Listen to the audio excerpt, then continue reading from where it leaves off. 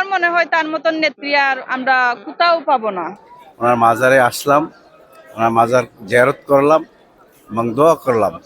উনি সব থেকে আলাদা, উনি বেস্ট আমাদের কাছে। এটা ইতিহাসে রেকর্ড থাকবে ইনশাল্লাহ। আমরা মনে করি এত লোক অতীতে বাংলাদেশের স্বাধীনতার আগে, স্বাধীনতার পরে এত লোক কারো জানাজা হয় না। এটা ইতিহাসে তো অবশ্যই রেকর্ড থাকবে। আমি সাধারণ একজন মানুষ, সাধারণ মানুষ হিসাবে উনাকে আমার ভালো লাগে। আল্লাহ আল্লাহ তাআলা উনাকে ব্যস্ত নসিব করুক, এটাই চাওয়ার আল্লাহর দরবারে।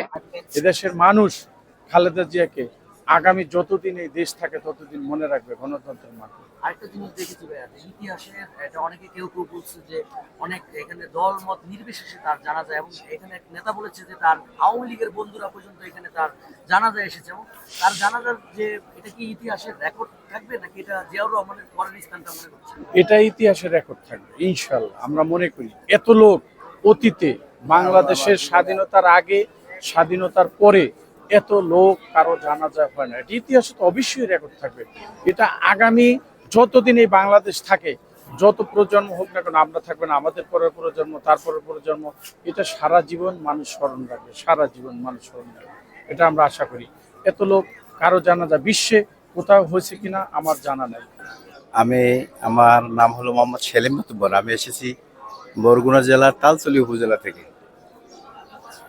আমি যেদিন ম্যাডাম জি মারা গেছে ওই দিন সকালেই রওনা হয়েছি বাড়ির থেকে তার জানাজায় অংশগ্রহণ করার জন্য। যেহেতু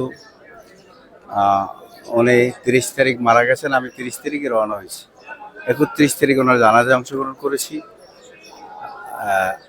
আজকে হলো 1 তারিখ, ওনার মাজারে আসলাম, ওনার মাজার জিয়ারত করলাম এবং দোয়া করলাম। যিনি বিশ্ব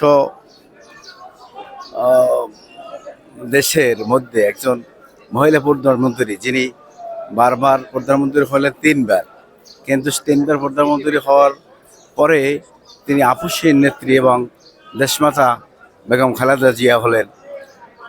বিগত 17 বছর স্বৈরাচার তার উপরে যত জুলুমের নির্যাতনের মাত্রা বাড়িয়ে দিলেন, জনগণ ততই বাংলাদেশের জনগণ তার প্রতি আকৃষ্ট হলেন, ততই জনগণ তাকে ভালোবাসা শুরু করলেন।